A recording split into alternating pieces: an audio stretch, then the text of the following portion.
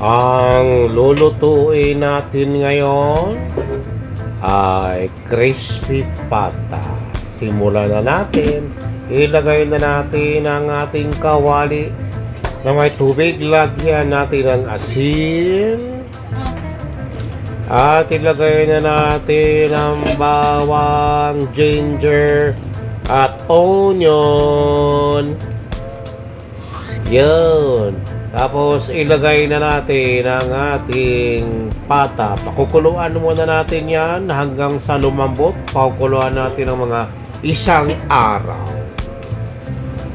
At makaraan ng isang araw, ayan na, malambot na ang ating pata. Atin ang aalisin. Ayan na, oh. Aalisin na natin yan. Ang hirap naman alisin. At pagkatapos, ipiprito na natin yan. Ipiprito. Ayan na. Ipiprito muna natin yan sa mahinang apoy. Mahinang apoy. Piprituhin muna natin yan sa mahinang apoy. Baliktaran. Tapos, baliktarin natin. Mahinang apoy pa rin yan. Mahinang apoy. Babaliktarin natin yan. Baliktarin. Ganito ang diskarte para sobrang crispy ang ating crispy pata. Paprituhin muna natin sa mahinang apoy.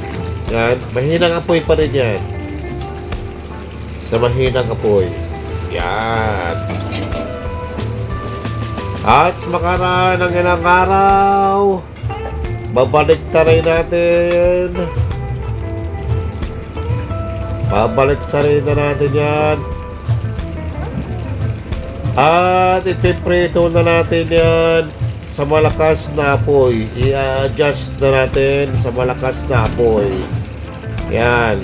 I-adjust na natin sa medyo malakas na apoy.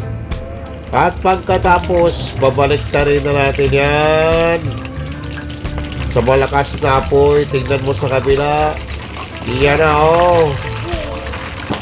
Yuy, sarap na yan. Malakas na apoy pa rin. At makaraan ng ilang araw. Iyan na.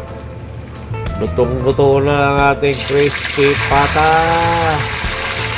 Yuy. Kakanguin na natin yan.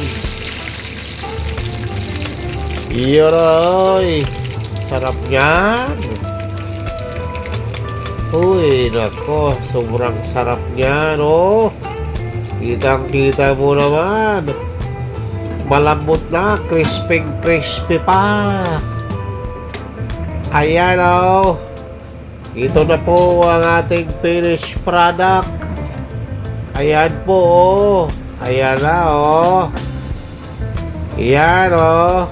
Sarap niyan, kaya kainan na!